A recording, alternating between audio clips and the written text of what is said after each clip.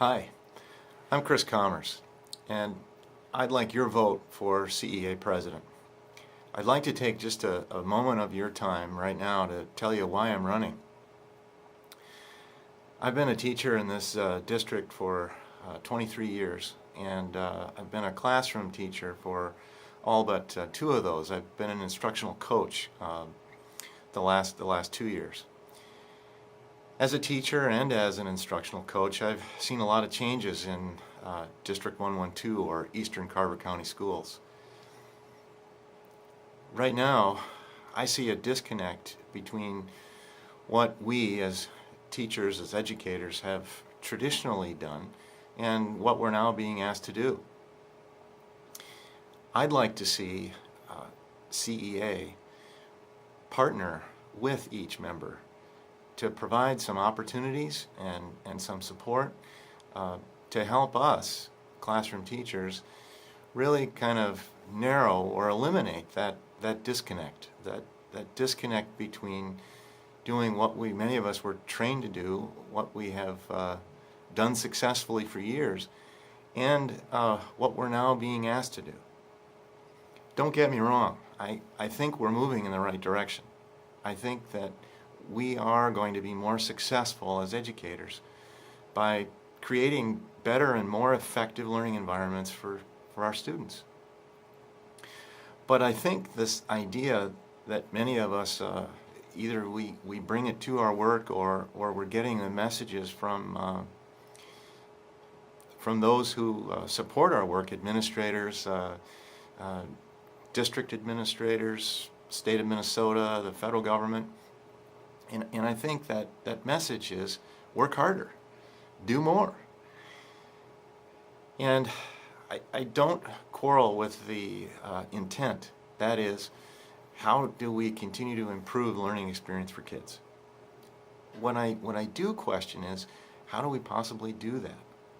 And for me, it is a question of, what do we stop doing? What do we let go of? What are the things that really no longer help us become or create that environment that kids need? But we're still getting the message that work needs to be done. And so I'd like to see CEA step in and help members navigate that shift, change, work with us to change that work successfully so that we can put in an 8-hour day and create those learning environments that we're shooting for. Sadly, there's not a silver bullet. Here's what you can stop doing. That's going to vary with each individual. But I think explicit and overt expression of that conflict that we're living with, recognition of it, and also that vulnerability to say, I need to find a better way, is really something, a gift that CEA could offer to our members. And I'd like to be a part of that process. Thanks for your time and consideration, being part of the work. I have been the government relations representative in the past and have enjoyed that work a lot. But during the time that David Jennings was superintendent, I experienced a lot of frustration and started working outside the organization, if you will, thinking about different ways to have an impact on our work. One example of that would be a letter to the editor published in both the Chan Villager and the Chaska Herald back in '08 that called out David Jennings as a bully, and literally point by point used examples of his behavior to say this doesn't work. This would not be the type of behavior that we'd want to pass on to kids. And if we're treating teachers this way and we're treating students this way, how can we ask teachers to receive this quality of treatment and then turn around and create a much better situation for students? So in a word, I was asking for more functional behavior of the superintendent. Without CEA, I would have been gone in about a half hour after that letter was published. Actually, I shared it with David Jennings 2 weeks before it was published, and that's the point at which I would have been fired. So CEA, here's another example of how CEA has real power, and how that can be utilized by us and by our colleagues. Another example would be a collaboration that I formed with Chaska Police Chief Scott Knight. If you remember, he and Jennings didn't get along so well. Well, Scott Knight and I did collaborate on some letters, public, some of the speeches and talks that Chief Knight gave. And another partner in that work was then City Council member Jay Rowe. And basically looking around the community and trying to encourage or engage individuals who had a common self-interest in ours was really helpful. And I believe that the tide turned, and there was a pushback that Jennings couldn't deny or ignore or beat down. So again, I think that is a form of leadership. I recently, in 2007, 2008, was at the Humphrey Institute at the University of Minnesota, and the focus of my work there was nonprofit leadership and management.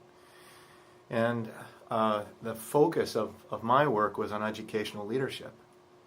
And that might not make perfect sense, but I think union leadership is comparable or equal or perhaps more important than lots of other roles that exist in our district that we call leadership positions. So I would like to share that and to use those skills to serve our members. Finally, I was involved in a really rewarding but brief partnership with the lay clergy at Guardian Angels Catholic Church down in Chaska. And we worked together with families of Latino and Hispanic students. They fill that sanctuary, that church at the noon Mass. And following the noon Mass, a huge percentage of parishioners go downstairs into the social hall. So I had 4 or 5 collaborators, people who here in Eastern Carver County schools who were involved in post-secondary things, involved in college readiness, etc. And we basically spent several Sundays talking with families down in the social hall. And we also raised about $5,000 towards scholarships for graduating seniors. And that's what the families had said was most important. I think our picture was that the most important thing was pre-K readiness. And yet, had we imposed that on our partners, on our collaborators, I don't think we would have gotten very far. But maybe the next time we engage, and again, I think that is a role for CEA leadership to consider and at least support and organize, if not become directly involved in. We really have a lot of incredible community assets and ways that we can build those partnerships and that trust that hopefully we never need in the future, but it makes us stronger community members.